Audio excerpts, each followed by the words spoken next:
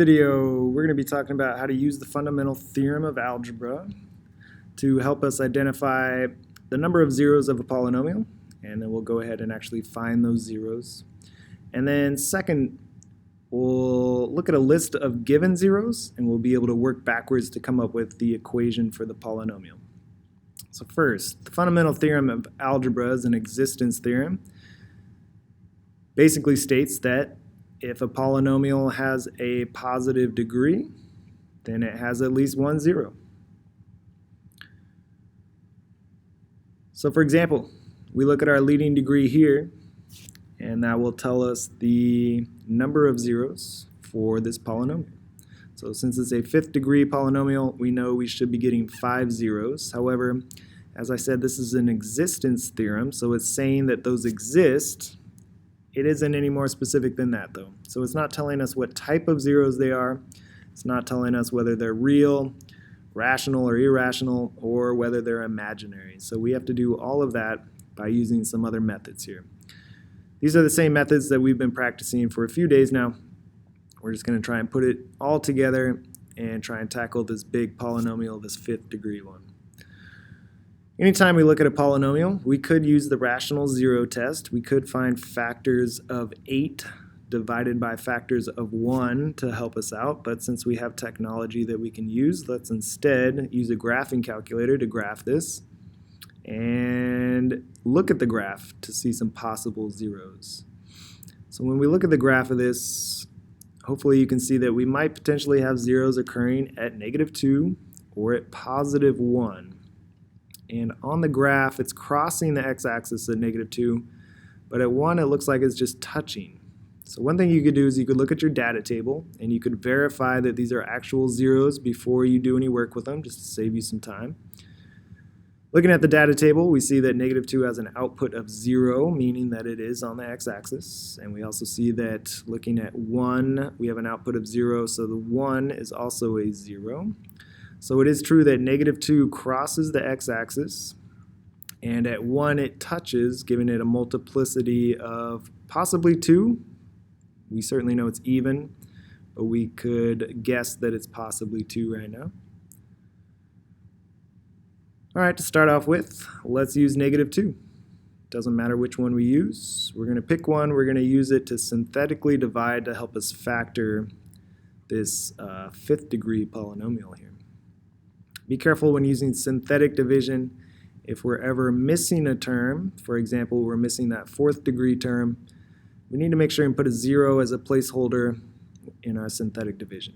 So our coefficients are 1, 0, 1, 2, -12, and 8. Synthetically divide, and we get this result, giving us the coefficients of our fourth degree polynomial. So knowing that our 0 was -2, that means its factored form is x plus 2 there. And these coefficients are giving our fourth degree polynomial here. We still have a fourth degree polynomial, which is still a monster. So we're going to use another 0. And we're just going to repeat this process, synthetically divide one more time. Since we haven't used 1 yet, let's use 1. And we'll divide that into this fourth degree polynomial. No missing terms there. We get a result with a remainder of 0, verifying that that was indeed a 0 that we could use. Also, the result is giving us the coefficients of our cubic polynomial, the leftovers there. So we know we have x plus 2 from our 0 of -2. We also now have our factor x minus 1 from that 0 value of 1. And now we got the coefficients of our cubic right here. Well, one thing we could do is if we think about our graph again, where we had that 0 value of 1, that x-intercept happening at 1 that was touching the graph, which gave it a multiplicity of 2. Well, since 1 is occurring twice as a 0, we're allowed to use it twice. So one thing you could do at this step is synthetically divide this cubic by 1 more time to get your resulting factors. Although one thing you might always check, which is a little easier if you get the hang of it, is a grouping factoring method. So if you see 4 terms, check to see if you can group the first 2 terms and the last 2 terms and factor out some common factors. So looking at x cubed minus x squared, we could factor out x squared, and the result left behind would be x minus 1. We could check our factoring, distribute it back, and make sure we got back to there. Looking at these last 2 terms, we could factor out 4, and the result left over would be x minus 1. So because we have a common factor of x minus 1, we know our grouping factoring worked, and we can factor out x minus 1, which is another x minus 1 from that original x minus 1. So now we have 2 factor pairs, x minus 1 and x minus 1, that we could rewrite as a square if we wanted. We still have that original 0 and that factor form x plus 2. And now the result that we got after factoring the cubic is a quadratic. And so from a quadratic, we certainly have methods that we can use to finish it off. You could continue to factor if you are able to factor the quadratic. In this case, we can't factor it, but we can use an equation and a square root to solve. You could also use quadratic formula if you're ever stuck with the quadratic.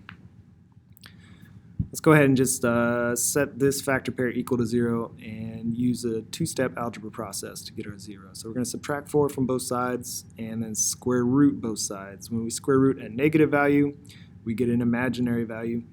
So the square root of 4 is 2, but the square root of negative 4 is 2i. Also, when we are square rooting to solve an equation, we have 2 solutions, positive and negative versions. Don't forget that. So let's count up our zeros and see if we got them all. We were starting with a 5th degree. According to the fundamental theorem of algebra, we should have 5 zeros. We have 3 reals. We have negative 2 from this factor pair and 1 happening twice because it's got a multiplicity of 2 there. So there's our 3 reals. And then we got 2 more imaginaries that popped out of this factor, positive and negative 2i, each with a multiplicity of 1. So there's our 5 zeros, 3 real, and 2 imaginary.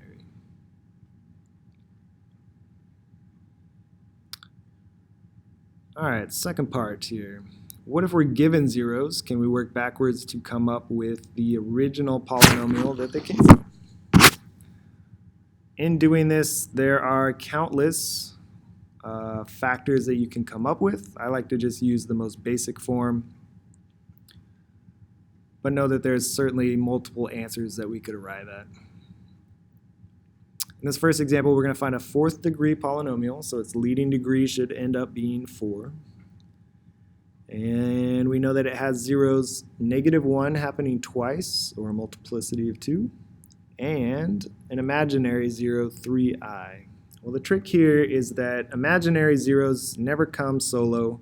They always come as a pair of both positive and negative versions. So even though a problem may only ask you for 1 imaginary, always treat them as if they come in 2s. So to write the factored form that gave us negative 1 as a 0, that would be x plus 1. Because it happens twice, we're just going to put an exponent of 2 or a multiplicity of 2 for that. To get 3i, we must have had to do x minus 3i, but because it always comes with a partner, we got to include that negative version of it. So x plus 3i would give us a 0 of negative 3i there. This is certainly an acceptable way to write our polynomial. It's just not expanded, but it's fine. We could use it in its factored form. If we did want to expand it, all we'd have to do is distribute and FOIL if we need to. Squaring a binomial always gives us this pattern of squaring the first term, so x squared. Multiplying your 2 terms here, so 1x, and doubling it gives you your middle term. So 1x doubled is 2x. And squaring your last term is 1. So that pattern always results from squaring a binomial. Here we have a pattern that we can also use. This is a difference of squares, and to FOIL it, we know that we're just squaring the first term, x squared, and multiplying our last term. Usually it would be minus 9 there if it was x minus 3 and x plus 3, but because we have an imaginary unit here, it's going to work a little bit differently. Negative 3i times 3i is going to be negative 9i squared, but I squared is negative 1, which turns our negative 9 into positive 9. And then we can just take a moment to think and see if that's true. If I had to solve this x squared plus 9, set it equal to 0 and solve, I would subtract 9 and square root both sides. So the square root of negative 9 gives us our imaginary solutions, 3i and negative 3i. So maybe as you do this enough times, you can jump straight from this factor pair into the quadratic that it came from. One more distribution that we could do if we wanted. Distribute x squared and 9 into this and combine some like terms. And that gives us our resulting fourth degree polynomial.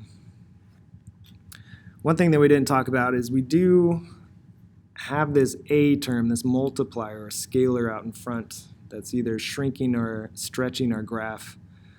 In this case, we're going to keep it simple. We're just going to say that a was 1, and that works out just fine. You can check this polynomial graph and see that we indeed have these zeros occurring.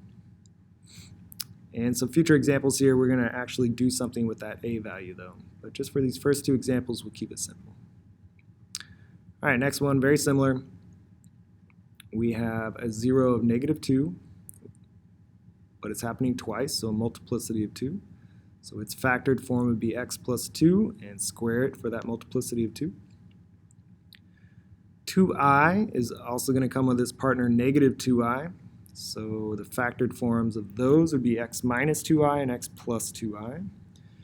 You can maybe imagine what quadratic this is coming from. The square root of negative 4 would give us negative 2i and positive 2i. So x squared plus 4 must have been the quadratic it came from, although you could FOIL this out to get to that conclusion as well. Squaring this binomial gives us this pattern every time. Square the first term, double the product of your two terms, and square the last term. One more time, distribute, and combine your like terms to end up with your final fourth degree polynomial there. Again, just to keep it simple, we don't care what points are on the graph, so we'll say a is positive 1. No need to do anything else with it. All right, in this next example, we're going to see what happens if we wanted to specifically include a point on our graph. So we're given these zeros. We want to find a quartic, which is just a fourth degree, just another way of saying that. But specifically, we want the graph to include this point, negative 1, 10. So given an input of negative 1 and an output of 10, that means our x value is negative 1 and our f of x value is 10. Let's find our factors that are easy enough here. The factors to give us a 0 of 1 would come from x minus 1. Factor form of negative 2 would be x plus 2. And then 2i, of course, is always going to have its partner negative 2i. So we have our two factored forms of that. To expand it a bit, we could distribute or FOIL here. We know that negative 2i and positive 2i is going to come from the solution of the quadratic x squared plus 4. Although, again, we could FOIL that to get to that conclusion as well. X minus 1 times x plus 2, we got some distribution to do here. X times x is x squared. 2x and negative x is going to give us positive x. And then negative 1 times 2 is negative 2. One more distribution, x squared times everything and 4 times everything over here is going to give us this. We got some like terms that we can combine. So here's our final polynomial, assuming that it didn't have this point on there. But let's make it have that point at the next step. So we're solving for a by plugging in negative 1 into our x spots and setting our output equal to 10. You don't have to plug your x value in at this stage. You could have plugged it in way back here or here at any point. It's just a little bit easier if we just get it ready in its final form before we plug in. So substituting -1 for x gets us a result of -10. To solve for a, we're going to divide by -10. And so the a value is -1. You could put that -1 in front of your original polynomial that we said, or you could distribute it throughout and make everything the opposite. Two ways that you can state it. Either way, though, that polynomial is a 4th degree polynomial, and it does include this point on its graph. You could check it on a graphing calculator by looking at the data table or the graph. One more. This one's a little tricky because we're going to include an imaginary 0 that's written as a complex number in standard form. Be careful, that is just one value represented by using two terms. So don't treat it as two terms, treat it as a one value term. Maybe that'll help. We got zeros of 2, so its factored form would be x minus 2. And then to write the factored form of this, we're going to say x minus just that value, 1 minus I.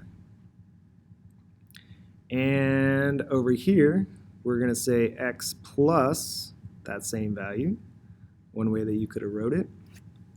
What I instead did is I distributed my negative,